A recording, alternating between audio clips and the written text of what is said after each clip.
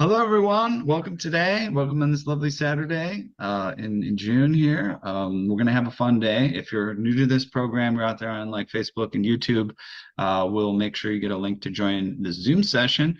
In Zoom, we typically have an intimate audience here as well. You know, you can be a little bit closer to the action, interact with your fellow viewers, and enjoy the show. Or you can stay out there on the socials. I will introduce this program that you're tuning into momentarily, give some context, and then we have a guest for today, which we are excited to introduce and have a engaging conversation. Our guest for today is Hayk Arsenyan, which we will introduce in a moment. But first, let's intro the show. This is Piano Tech Radio Hour. We gather here every Saturday to meet with and learn from the most fascinating and knowledgeable folks in the piano world. This could be manufacturers, rebuilders, musicians, makers of other instruments, lots of stuff, but also, of course, piano techs. And our mutual goal is to become better at our crafts, to help each other, and to create an ever more musical world together. Piano Tech Radio Hour is brought to you by Piano Technicians Masterclasses. That's an online learning resource that brings you cutting-edge instruction from piano industry masters without leaving your home. You can find out more at pianotechniciansmasterclass.com. You can also subscribe to this program, Piano Tech Radio Hour. It's just $16 a month, and you get direct access to each week's private Zoom call, as well as all the archival recordings of well over 200 episodes. In our member area, you can join using the link bit.ly/joinptrh. That's bit.ly/joinptrh. And make sure you check out the podcast version of Piano Tech Radio Hour, pianotechradio.com. It's audio only, but it's a great podcast. It is enjoyed worldwide. We have been in the top 100, top 10, even number 1 in various locales and performing arts category on iTunes globally. And so we connect with a wide audience, and you can check it out where you're doing dishes or working out or whatever you do when you're listening to podcasts. We also have a blog, which is very engaging, that gives you content about technical things in the piano that you may not have access to elsewhere. The stuff, if you're a really top-level hungry piano technician, you can learn about concert prep, history of the piano, construction of the piano, design of the piano, stuff you never even thought there was a resource for. We've got it. And we talk a little bit about it on the blog on Substack, so you can get a taste. If you like it, dive in deeper, get yourself a subscription to masterclasses. Finally, check out the socials, LinkedIn, Instagram, Facebook, Twitter for information, and sign up for our email list when you visit the masterclasses website. It's right there at the top. All right, let us intro our guest for today, Hayk Arsenyan. He was born in Armenia and is an award-winning international artist who has graced prestigious stages from New York's Carnegie Hall to the Salle Cortot in Paris. Educated in Moscow, Paris, and New York, he is celebrated for his passionate interpretations of Spanish composers like Antonio Soler and his dedication to the rich musical heritage of his native Armenia. Beyond his captivating performances, Dr. Arsenyan is also a published author and a respected faculty member at New York University. He's a true global talent and a powerful and unique artistic voice. Hayk, welcome to Piano Tech Radio Hour. Thank you very much for hosting me. Very Absolutely. It's going to be fun today. There's a lot of fun overlaps. As I said, you're in New York. I love New York. I used to live in New York. We even have a piano technician that serves NYU. And also I'm just have a passion for global culture. I love hearing about everybody's unique place in the world, where they come from and what they want to bring to the table to share with the rest of us. So I'm happy to dive into that. And of course, we'll talk about pianos, our shared passion, and maybe even though you're a piano player, we might even talk about piano technicians and the technical side of things a little bit. First things first, let's jump back to baby Hayk and where all of these things started. Were you one of those prodigies at 4? Did it come slowly but surely? Did you start on violin and switch to the piano? What's your story, and how did you get to be professional level? Feels like you actually know the bio, because I did start with violin. Perfect. Good. Well, I mean, I don't really like this, immodest, words such as a prodigy, prodigy. I think music is um, such a thing that is really innate in us. We are all born with music, everyone. So in that case, the word prodigy is probably not really um, should not even be like existent, because I think we're all in that respect, we are all prodigies. So we are all born with music. We start dancing and singing way before we start speaking. So are we not prodigies? Yes. So but I did start quite young. I started composing around like 3, and playing the piano around 3. But playing the piano, I mean, right? So it was playing the piano on one hand. It wasn't just like banging on the keys. Uh, but it was playing. I have, my teachers. I said teachers. My parents were smart enough to record it so that I would have some sort of a proof that that sounded music. It was music. The things that I was playing. Um, but of course, I mean, not. I was not Mozart. Mozart wrote amazing. I don't know, grand compositions already, at a very, very young age. But yes, I did start young on the piano. But when my mom took me to the Tchaikovsky school, which is, the main, um, so to say, like musical education for young uh, kids, that was basically the school that is affiliated to the conservatory. It's sort of like the LaGuardia of Armenia. And you start at the age of 5 and you go all the way to the college, right before college. So you graduate and you almost automatically, go into the conservatory. So when she took me to that school for the exams to enter, the directors uh, looked at me and after the exam and my fingers, and she said that, since he has perfect pitch and has long, nice fingers, I think he should study the violin, and he will be studying with me. So, so that's how I started, with violin. But my Hmm. soul still stayed in piano, and I kept composing for the piano. Although I did compose a couple little things for the violin, I piano was my soul. And so, um, when I was about 13, I won a competition that took me to Paris for concerts. But I won that competition as a composer, and so I was performing my compositions on the piano. And my compositions were very virtuosic. So basically, I was also playing the piano at the same time as violin being my main instrument. Uh, and I went to Paris after those concerts and fell in love with Paris. And I wanted to stay there and compose, study, at the Paris Conservatory. So I asked the host family for those concerts, how I could, get into the conservatory, and they sent me the information for exams. So I came back to Armenia and I talked to my professor, my violin professor. I said, listen, I want to move to Paris, but I want to move with piano. And she said, are you sure you're going to lose so many jobs? All those jobs, and all this amazing opportunities, as a violinist. Yeah, you can't fit a piano in a backpack. Uh, and I said, that's true. But, every violinist, and not only violinist, needs a pianist. So, to accompany. So I think I will still find jobs.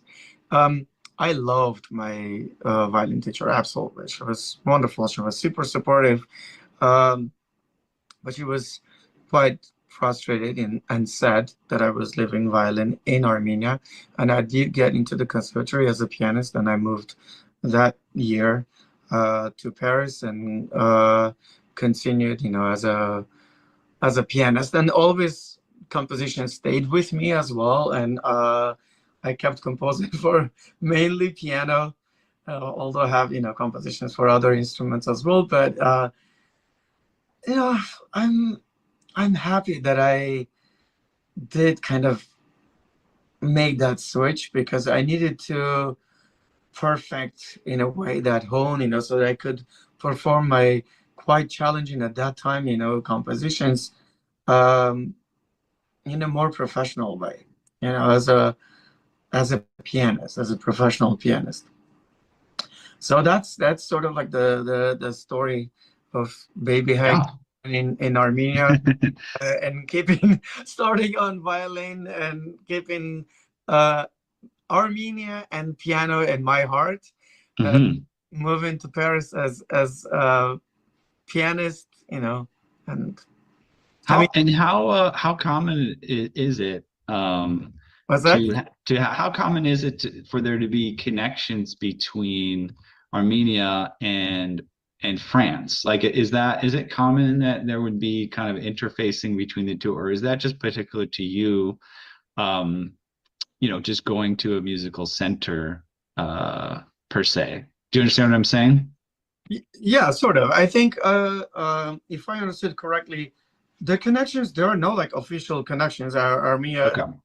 a colony of France or anything like that, but there has always been that unspoken, sisterhood between the two countries, and the cultures are very close in some ways, I guess, like more in emotional and respectful ways. Hmm.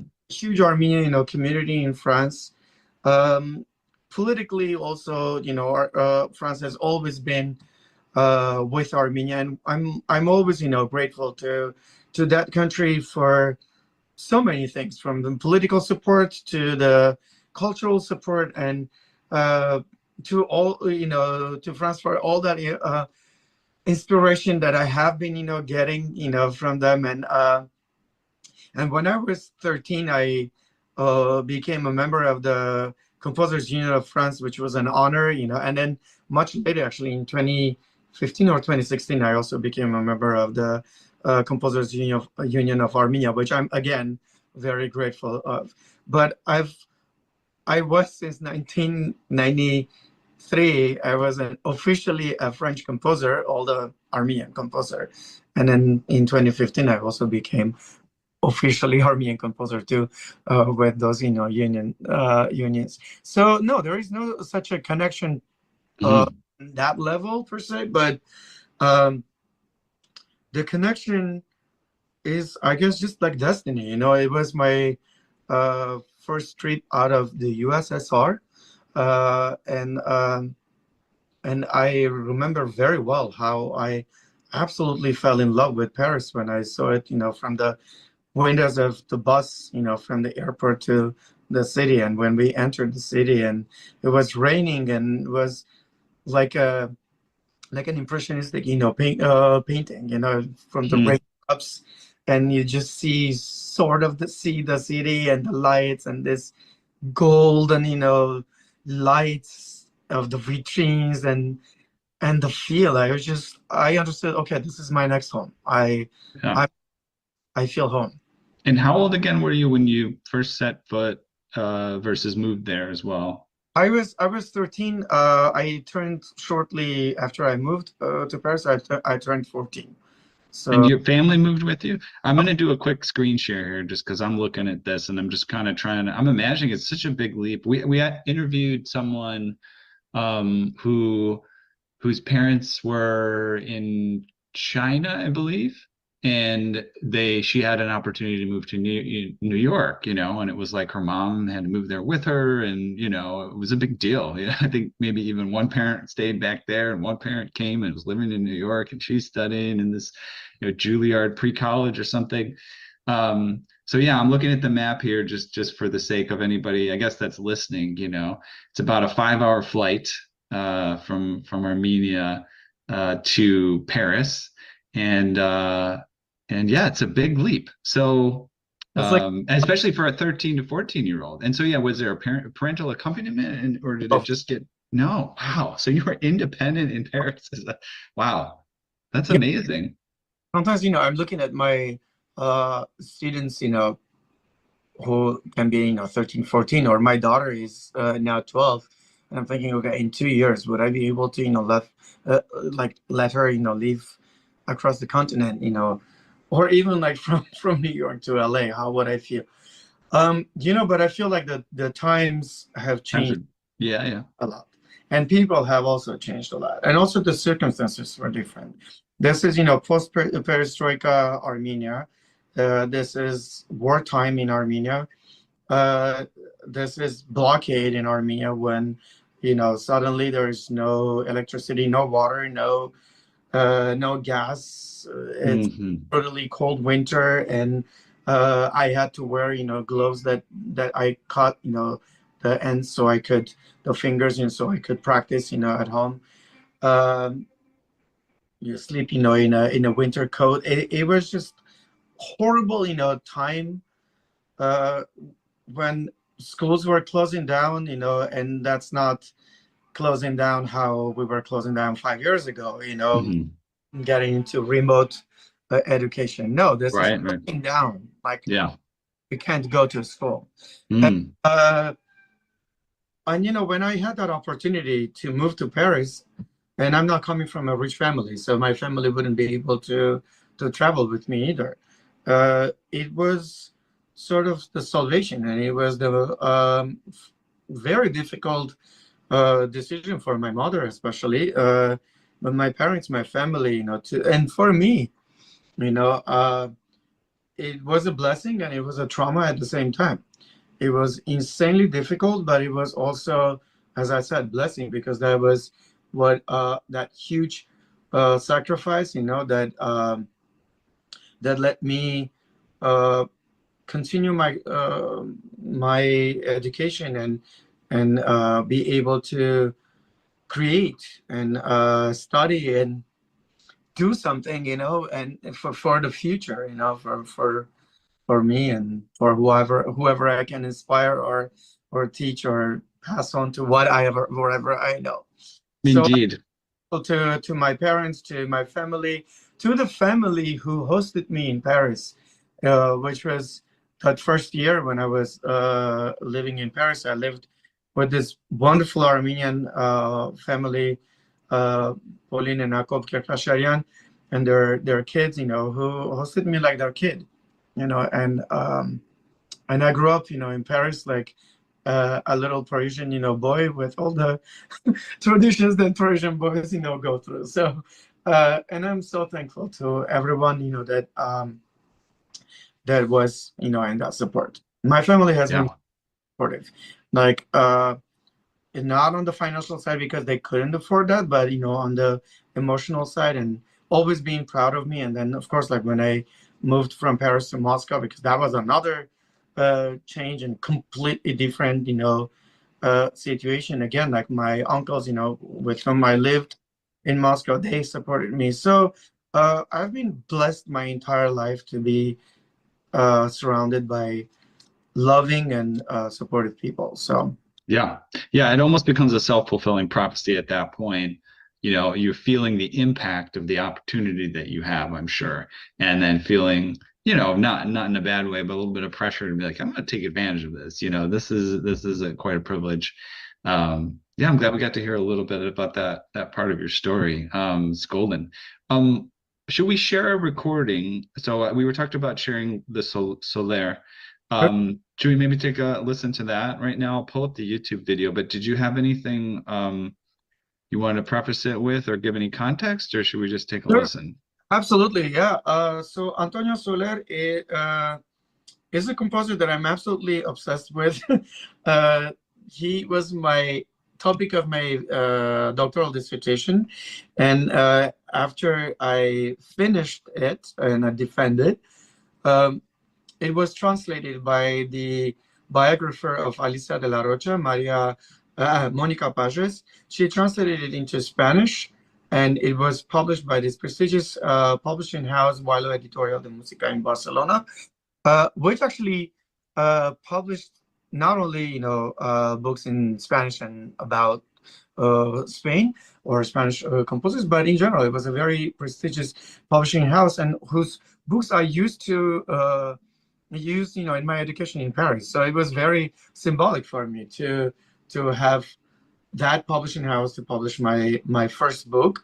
So this is a book about It's like a performance guide to Antonio Soler's keyboard sonatas on the modern instrument, as opposed to the keyboard instrument. So, and of course, it touches, many topics about, the 18th century Spanish and Catalan, or in general Iberian keyboard music.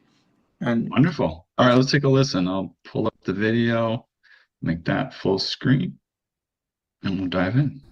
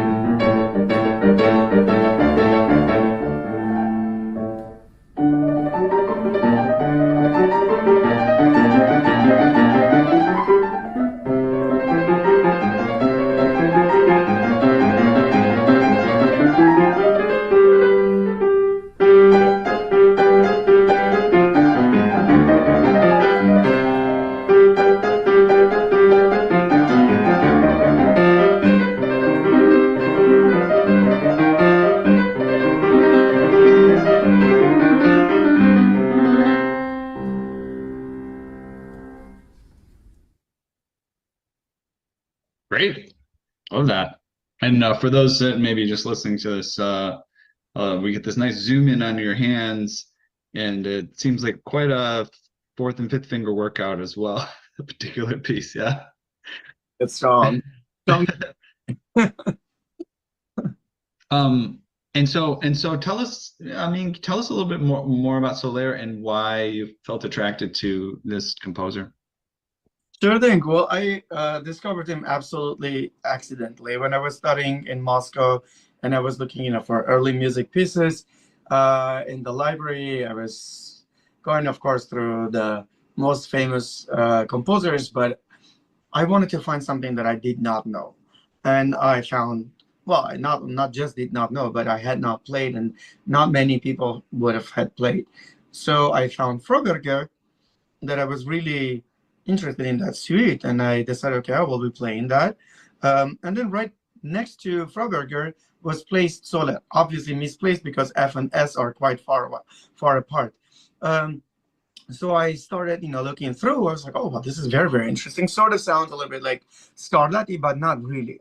And yes, he is younger than Scarlatti, and is closer, to Mozart and closer to classical era, but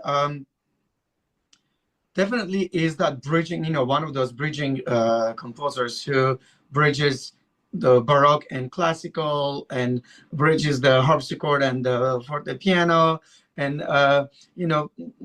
this bridges the styles and is so authentically Spanish. If those composers, those Italians that Maria Barbara de Braganza brought, from Portugal and from Italy to Spain, and had them, compose Spanish music. This composer was authentically Spanish, and you could not take that away from him. And it was so spicy that I could not just be indifferent. So I started with one sonata and then ended up with many of them, and he ended up being my topic of a doctoral dissertation. So I've been playing him for decades at this point, and then I topped off, several of those sonatas with his incredibly challenging but super exciting fandango. And I think, that program is just absolutely lovely. So I'm really enjoying performing those sonatas. And Agnes actually really likes that too. And the composer, like his works are so diverse that an entire, hour-long program, or sometimes more than an hour, program of just solely solar works, because of that variety of the styles, almost, of his compositions, it does not sound boring at all. It feels like playing lots of different composers, plus minus the same area. So Yeah, very, very cool. I love that music. Absolutely. definitely. I like that. I heard the spicy for sure. It just makes you like turn your head here and kind of get a little bit sassy, He's sassy, and he was a monk, and he was a very sassy. And if you think of a monk, who wrote a fandango, which is quite a sassy and erotic dance, I mean, hello. If that's not sassy, I'm not sure what sassy is. That's amazing. I'd like to talk a little bit more about geography. As I was fascinated with your, shift to France, and then Spain's not too far from France. I keep looking at the map so people know my geography is eroded since grade school, but there's always Google Maps. So I may appear more geographically knowledgeable than I am to look at the map here. Yeah, Spain's not too much far from France. There's a little bit of a triangulation there between your home in Armenia, up to France, and down to Spain. And there is a sort of that interesting, potential Arabic kind of drift, that goes up through to Armenia, but then over to the left into northern Africa.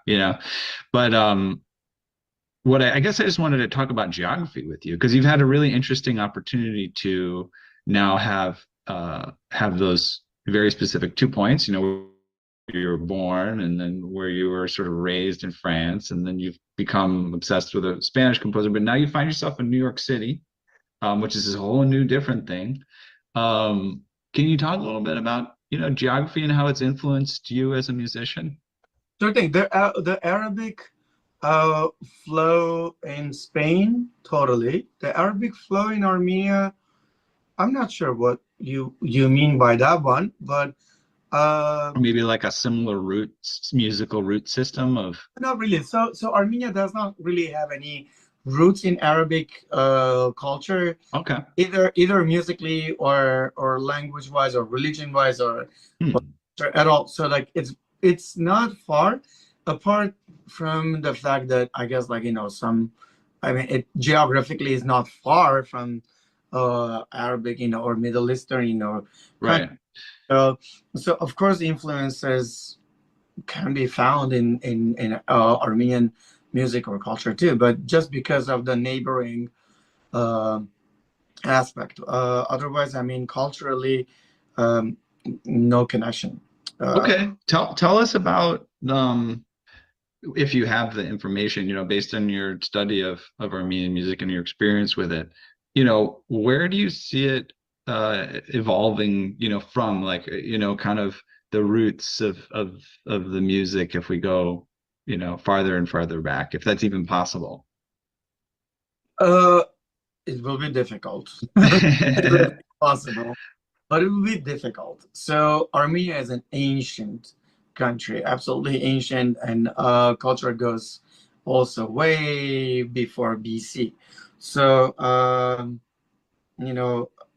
it's sad that Armenia has always been under some sort of an empire. So of course we were under the Byzantine Empire, and then under at some point Phoenician Empire, at some point the Byzantine, the Roman Empire, Ottoman Empire, and then after that, of course, the Russian Empire in the sense of Soviet Union. So for very short periods of times, we have been independent, and Mm.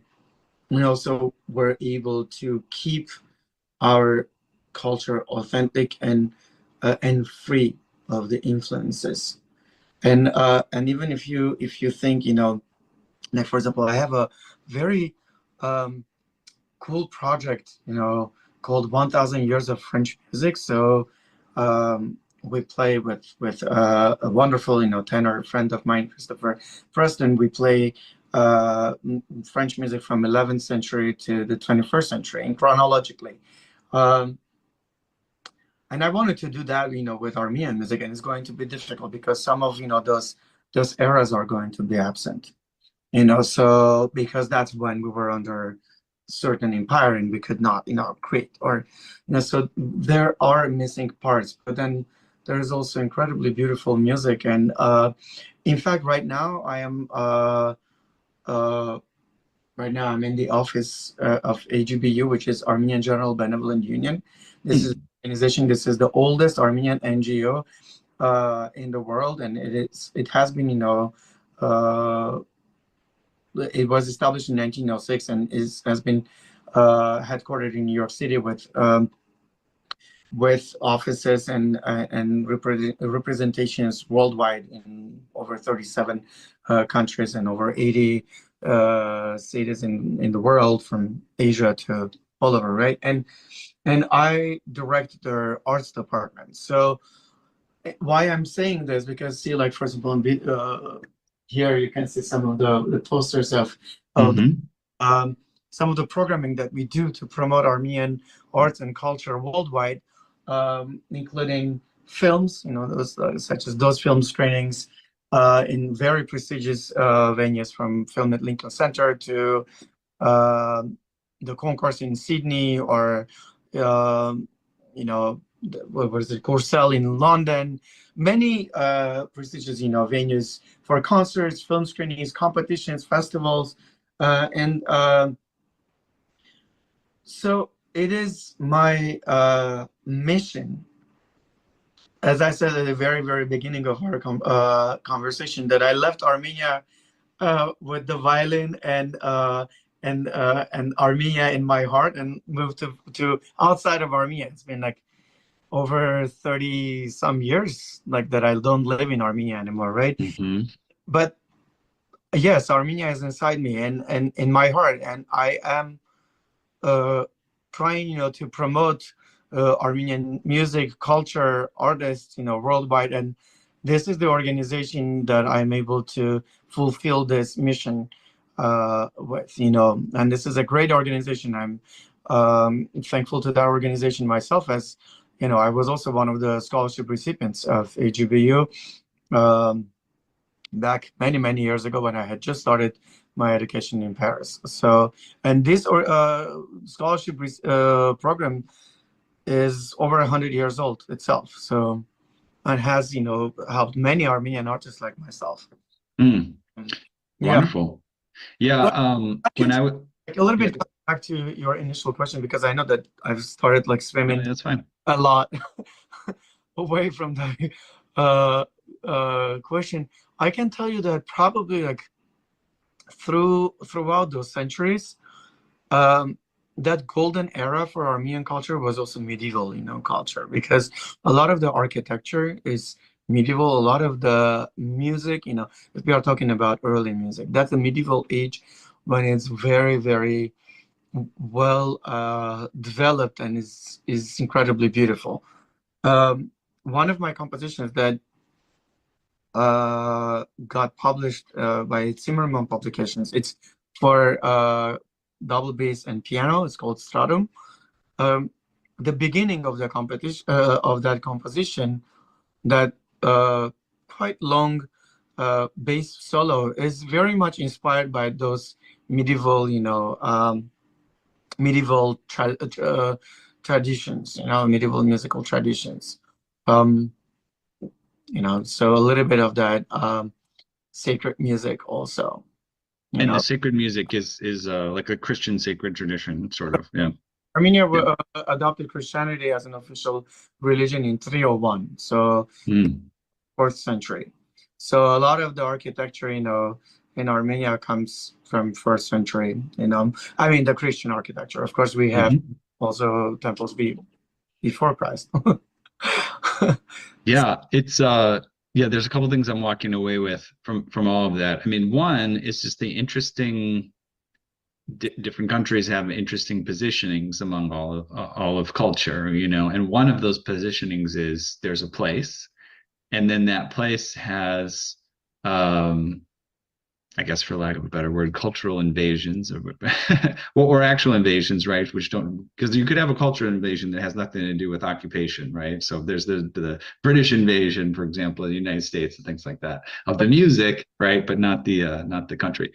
But Absolutely, yes, but absolutely. also this idea that there's some thread of there's always going to be some thread of something there in that location that is both influenced by those different things but remains the same, right? There's some root to things, which is just interesting to reflect on when you're coming from a place like that or looking at a place like that.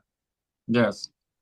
I, um you also mentioned the cultural centers, and it made me think about my time living in Peru. At that time, in most of the downtowns of the big cities, there were prominent cultural centers like a U.S. cultural center, usually like a French cultural center, a German cultural center, a handful of those Italian kind of things. And I was always fascinated how prominent they were, and how involved in the community, and you could go and check out events and things like that. And I feel like it's something that personally, you're inspiring me, especially in the New York area, to get more engaged, right? And of course, all these cultures are just right in your face in New York. You don't have to go to a cultural center to see them, but it's a little bit of a hodgepodge when you're out there on the subway or running around. And it is an amazing opportunity to just, gosh, you could do this like a tour of cultural centers in New York City, and I'm sure they all got this incredible programming. And you get the deep dive into what the essence of the culture is. that is such a good point. I love that. Maybe a tour of the cultural centers of New York. Yes. I mean, New York City is a center, a cultural center, like you said, Hmm. whole collection. But you are absolutely right. Those cultural centers are sort of like those temples, for the communities to go and and light up their soul, and feed their soul in in their native uh, culture. So absolutely, this is something that it's so interesting. When you live outside of your original country, in one way you become, you know, um, part of the world, right? You lose that belonging, that sense of belonging. Okay, well, you're because you learn how to be uh, comfortable in any culture you live, right? You blend in. Uh, you don't associate as belonging to certain one culture, and you become much more open-minded, much more um, you know like tolerant to many different things and ideas and foods and musics and traditions, etc. On the other hand, and I think like it comes also a little bit with the age too, um, you search and long for that belonging for yourself, and I think that also comes as a combination of that open-mindedness and that blending in and feeling the like embracing the culture wherever you are living at the moment. Because you asked earlier, how is it being in New York City? I mean, after I was in Paris, I stepped in Paris and felt home. The next moment, when I stepped in New York, I felt just as home. So I think that probably would be the other city that either makes you feel home instantly, or you will never be home and you need to leave, because otherwise you cannot survive in New York City if you don't feel home you should not be in New York City. I think it's incredibly unique city, in a way similar to Paris. And that way, you know, that you need to be absolutely in love with the city to live, not just to survive, but to live and enjoy the city. And every Mm. I wake up and I love New York City. Absolutely. So, so yes, it is home, but at the same time, you need to have that home within, which is your own culture. And I feel like, you know, those centers, those organizations, those unions, they provide you with that home within home feeling. Uh, and also, you know, working for an organization like that also helps me provide or help find, you know, this home within home to other artists who have left, you know, their homes physically, you know, or metaphorically, and they need to find that home within home. You know, I sent you one of my recordings. I know that it is a little bit probably like too long to screen on this You want interview. to view a portion? Is Uh, it the candlelight one or a different one? no, it's one of the links that I sent you. It's called Okay. "You." It's one of my compositions for the piano, and I think the recording that I sent you is from a performance at Shanghai Concert Hall in China. And basically, this composition is actually about that feeling of, you know, being uprooted. Uh, Okay. because when my daughter, I have two daughters. I know, like, so far I've been talking only about my daughter, one daughter who's 12 now, and the story is about that same daughter. But I have two daughters. The younger daughter is turning 9 in August. So, but before she was born, my older one, when she went to Armenia for the first time in her conscious life, because she had been to Armenia at the age of 2, and then she went back again at 4, and I couldn't go at that trip, so she went with her mom because I had other concerts in Europe and I couldn't make it um, to Armenia at that trip, and just, you know, read her status back then, the status on Facebook. You know, telling the story how incredible, you know, my kid felt when she was in Armenia, surrounded by Armenians, like her grandmothers, grandfathers, that live not in New York. Now they do, but back then they didn't. And for her, it was incredible to, and like overwhelming, you know, to see everyone speaking the same language that is spoken only inside her apartment, only inside, like by her parents only, like outside of her apartment, it's English, and she's American. But that's the home within home. See what I mean? In Mhm. homeland, in her home city, it's spoken Armenian in the apartment, in that home. You know? Mm. And then suddenly she goes to Armenia, where it's like entire country is her apartment in a way, right? So, and she didn't want to Mm. come back. She said, "I need daddy to come back here. I Mm. be here."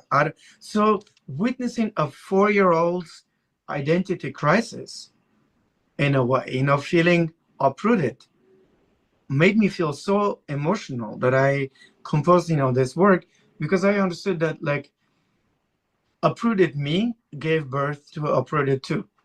Mm. Mhm. You know, um, and it's an interesting thing. And then I also understood one thing too, that that home within home feeling is a challenging, you know, process, because I think there are 4 stages of that. You know, those immigrants, you know, who move in and they don't feel home uh, at all, and they keep only their culture, and they create their bubble, so they don't learn the language of the current place. Or the second stage is where, you know, they move to the new country, they forget their own language and their own culture, and they assimilate, they blend in, they reject, then deny their original, you know. Mhm. Then there is, you know, a state where they don't feel comfortable in the new country, but they don't feel comfortable in their old country either, and that's the real, like, feeling of uprooted. And then there is the stage where you feel absolutely comfortable in the new country and absolutely comfortable in your old country. And that's the stage where Hmm. I think it's a blessing. I love my new country, but my old country is always there. It's in my heart. And I feel like being in this country, I am so much more useful and helpful to my country. It's not like my old country, my country. And I'm a dual citizen anyways. So proud American and proud Armenian. So Hmm. Well, thank you for sharing that. Yeah, that's very it's very insightful. And I think that happens in all sorts of domains. Yeah, I imagine a little puzzle piece, just here's all the puzzle, it's all put together, and we're like, oh shoot, some pieces missing, but the pieces over here all the way across the ocean or something. hey, But then you bring the puzzle piece back and everybody's, oh, it fits so nicely. It fits right nicely in there. Um, and I definitely have seen that in others, similar story, a woman who, leaves her home country and intentionally forgets her native language, or doesn't use it to fit in. And then after years of raising a family, decides, oh, wait a second. Now I feel I want to reconnect, and or their really kids, learn. What's that? or their kids do, or Hmm. like their Yeah. kids do over a generation. They have to find that piece of puzzle, like you were saying. Yeah. Yeah. I mean, it's like there's Hispanic people who, there were generations where people came and they said, you don't speak Spanish here, you speak English here, right? And then now, they're like, oh, you got to learn Spanish. um, and then there's a place where there's the integration, which is kind of what you spoke of. So we'll take a listen to a piece of this composition at least. I think that would be great. It's Um, it's about like 8 or 9 minutes. should we listen in the beginning or the middle? We'll listen to a couple of minutes. Do you have a preference or Uh, suggestion? we can listen to as much as we'd like to. Probably like Okay. start at the beginning. I think it might make more sense. Yeah, we'll start at the beginning.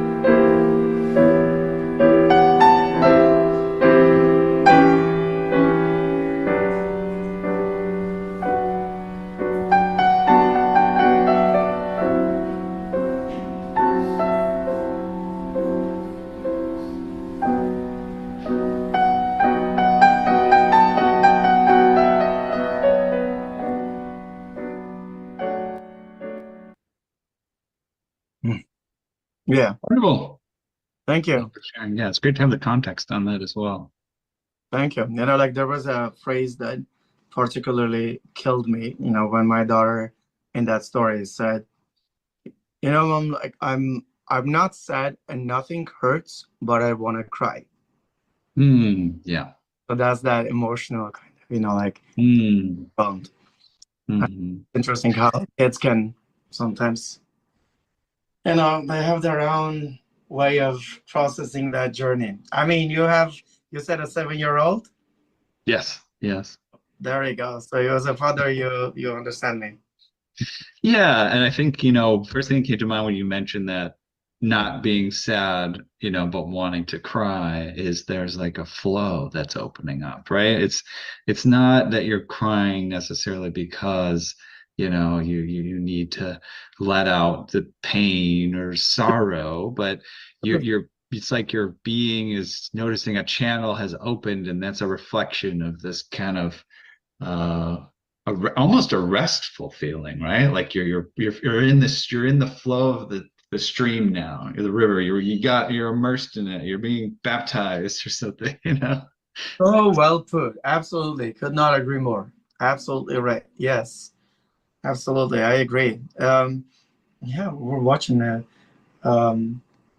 movie with my kids just recently, and there was that, you know, one of the characters was like, oh, it's okay to cry. It's necessary. You know, it's not a bad thing. You need to let it out. And it's not just the sadness that you let out. Yes, absolutely. The emotions. And in fact, yes, it's a channel. Totally. Absolutely agree with you. Yes. I'm just going to say.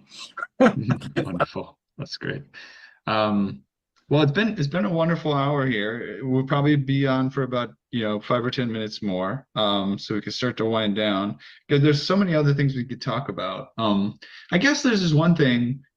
It seems a little bit out of the left, but not too far. And if you have nothing to say, that's fine as well. But Nadia Boulanger, her name comes up here, every once in a while in the program, and I'm always fascinated to be like, wow, wow, like there's all these just fascinating little points of connection, from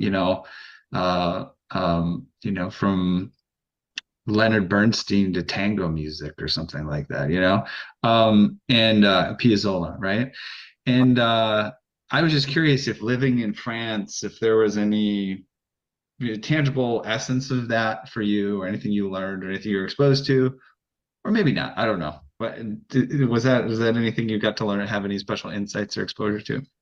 About what specifically, Nadia Boulanger or Yeah, I don't know. Like, I mean, was there? I have no idea. I actually don't. I only know a bit about her. I think I read, a Leonard Bernstein biography, like a one about the oh Piazzolla gosh, and their Piazzolla I and was well, I only really learned about the relationship with Piazzolla in a previous episode of this show, maybe like a month or two ago, right? And then there was just other musical connections that, various guests have brought to my attention. But yeah, the name for me was associated with, Leonard Bernstein, I think primarily because of a biography I read, and then also, gosh, who's that other really famous American composer? It's just like I can't think of his name. Anyways, just a quintessential American composer who kind of brought those like broad, fourths and fifths chords and things like that. The name is blanking on me, but it's almost like there's people would go there, almost like on a pilgrimage, to connect with their roots in a way, to be blessed by the oracle, of like, here's your voice, go be it. So that's why I asked. But yeah, you might have any connection there specifically. that's interesting. Well, I don't really have a specific connection to Nadia Boulanger or although I've played a couple things, by her and her sister too, Lily Boulanger. Um, and we have actually included several of their compositions in that program of 1000 Years of French Music. Um, and previously too, I've performed some other pieces of her music too. I mean, wonderful. I absolutely love her music. Same for Bernstein too. Or Piazzolla. I love Piazzolla very, very much. But Aaron Copland, that's what I was thinking of. That's another person that interfaced with her. um, when you said the fourths and fifths, I was gonna say that, and then I'm like, and then, like I'm like, so oops, I should be careful what I'm saying. And then yes, But so yeah, anyways, no pressure there. I was curious. I've been thinking about it. Connect it with France. yeah, no, I mean, I don't know. I feel like that's just another another melting pot. Paris, in a way, again, like similar to New York, right, where you have all those cultures and everyone is bringing their own and greatest artists have lived in Paris for centuries and that has uh, established that school and their piano school as well, so Mhm. specific way of playing and understanding music and I'm incredibly happy that I got to experience that, and I lived there quite a while, and and I had wonderful teachers in France. So I feel like this is something that definitely contributed to my um, to the way that I perceive music, to the way that I perform, in a way also to the way that I compose music. I mean, uh, I was in France for my formative years, so in many ways I almost feel French in a very, Right. Yeah, I can see that. Yeah. so um, I mean from 14 to 18, those are the years. And then when I was in Moscow, I would still go to France like every other month because I still had a lot of engagements, performance engagements there. And all my paperwork was pretty much French. And in Moscow, it was called Frenchy Französisch. And yeah, I think, French music is just so incredibly colorful and delicate and so prominent also, that yeah, I don't know if I'm answering Oh, a lot. well, that's great to hear. Just making some comments. There's also a famous book, which Among Us Piano Technicians, which if you haven't read, I recommend. The Piano Shop on the Left Bank. Have you familiar with this book? No, I should check Check that. it out. Yeah, it's good. It's just like a fun little window into piano technicians culture. It's about a guy who's, I believe he's not from France, but he's living there, and he wanders into this mysterious piano shop and starts to get the inner workings of the technicians there. But yeah, it's a cool story.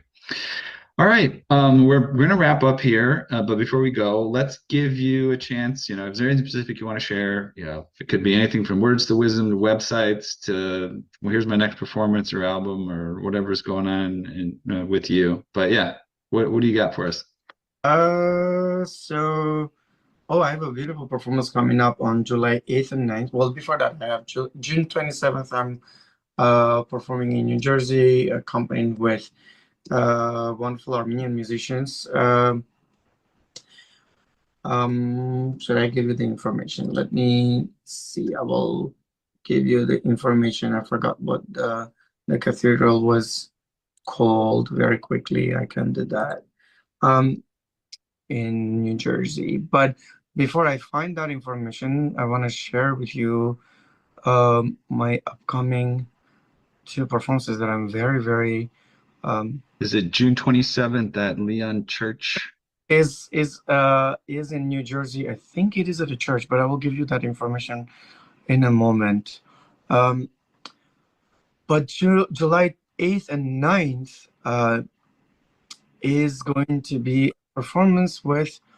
Yeah, I found I think the Yes. promo for this performance. Yes, so it's a very exciting, performance that's coming up on June 27th. But then on July 8th and 9th, I'm performing at the Dimena Center in New York City, in Manhattan. I will be playing the Rachmaninoff and Chopin preludes that will be choreographed by a colleague of mine at NYU when I was still teaching there, because I'm not at NYU anymore. And she used to be the chair of the dance department there. So Sherlyn Lavanino. So she choreographed those preludes, and I will be playing with the dancers. Those preludes. So I'm really excitedly looking forward to that. Then I have performances coming up of the complete Chopin preludes and the Rachmaninoff preludes, but solo without the dancers in the fall. And gonna be releasing the album of my Stratum, that composition for bass and piano, which also recently got orchestrated by the bass player, a dear friend of mine, Matt Hare, and was performed in California. So we'll be working on that album release. That will be at the beginning of next year, so 2026. What else? I'll be performing on that solo program of the Soler. So yeah, some exciting things are coming up. And I usually post on my website, www.haykarsenyan.com, not at, without the at, which I sometimes don't update, and I should update. But yeah, it's hard to. I think it's hard for a lot of artists to keep up with their websites. So yeah. no judgment there. There's a lot of hats that I'm interchangingly, wearing, and then sometimes I'm forgetting and wearing a couple hats on top of each other. So yes, that happens to the best of us for sure. Well, here's to having some management soon, and they'll take care of it for you. That's true, but also it feels like the city, New York City, is that perfect tailor of those hats, so it gives you the reason and the opportunities, and the materials to create those hats. And sometimes you also don't want the extra, hats, and sometimes do, because also when you get that, I've had management too, and sometimes you end up doing the same thing anyways with the person. That's I've heard. Yes, this I've heard. Actually, it's fascinating somehow, right? They're expecting you to do all the work, even though they're making a little bit of extra money. just give me those Caesars. I know how to cut this hat. Hold on. Oh, that's hilarious! I feel like I've heard that same story. It's like, wait, what did I sign up for now? Yeah, you need to put somebody to tell you that you need to work harder to promote yourself. right. So thank you. All right, well, wonderful. Well, thanks for sharing this time with us, Hayk, and look forward to engaging with you a little bit further. I'll outro the show, and it'll be fun to interface with you further. We have reached the end of a musical journey here at Piano Tech Radio Hour. Thanks again to Hayk for joining us today. Thank you. Yeah, of course, as well as anybody that joined on the Zoom or the socials today. It's great to have you with us. As always, we're brought to you by Piano Technicians Masterclasses, cutting-edge instruction from piano industry masters without leaving your home. For those of you that joined us today by signing up for this session individually, you could make your life more convenient. You could subscribe to Piano Tech Radio Hour at just $16 a month. You get the recording of today's session in our member area, as well as automatic registration for each week's new session. Sign up at bit.ly/joinptrh, bit.ly/joinptrh. Don't forget about the podcast, pianotechradio.com, the Substack for the master classes, the socials, LinkedIn, Instagram, Twitter, and our email list on our website. All right, everybody. Thank you very much. We'll see you again next week. Bye-bye.